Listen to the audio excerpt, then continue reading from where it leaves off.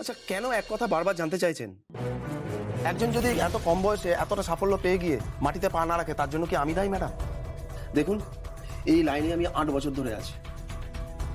তাই? আরে বাবা, অনেক উঠতি নায়ক নায়িকাকে না আমি রকেটের মতো উঠতে দেখেছি, আবার সাট করে পড়তেও দেখেছি। এটা তেমনই একটা কেস। এই শোন, অনেক সিনেমা সিরিজ দেখেছি, হ্যাঁ, তোর নাটক সহ্য করব না। না হলে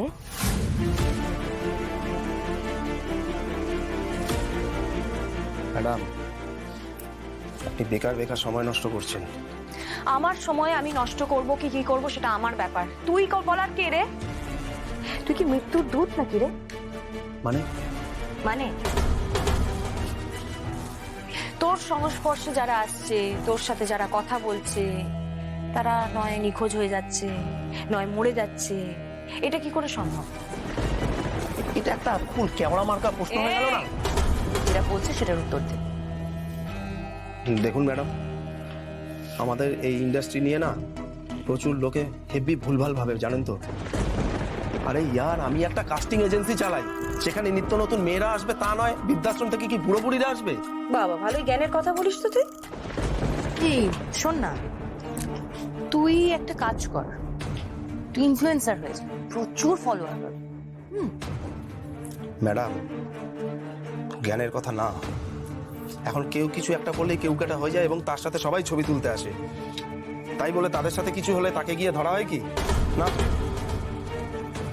এখন প্রত্যেকটা মানুষের হাতে হাতে ফোন, টুকুস করে ছবি তুলছে, টুকুস করে সেলফি তুলছে। কে কে আর খেয়াল রাখে বলুন তো? এভাবে হবে না।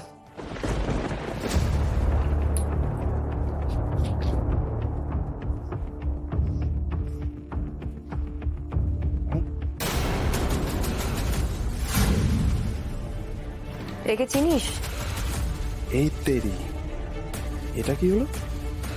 সুজাতার কেসটা এত তাড়াতাড়ি পুলিশ জানলো কি করে? মৌনতা সম্মতির লোক।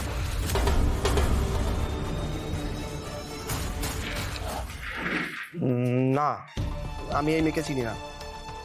তোকে একটা ভালো কথা বলি, এই মেয়েটাকে যেটাকে দেখলি, এই মেয়েটার বাবা আজকে থানায় এসেছিল রিপোর্ট করতে। এই মেয়েটা নাকি অভিনয় করবে বলে বাড়ি থেকে গয়না চুরি করে পালিয়েছে। ও আসলে কি বলবে বুঝতে পারছে না, অন্য কথা হাত রাখছে। হাত রাখ, আমাদের যা বোঝার সেটা তো আমরা বুঝে গেছি।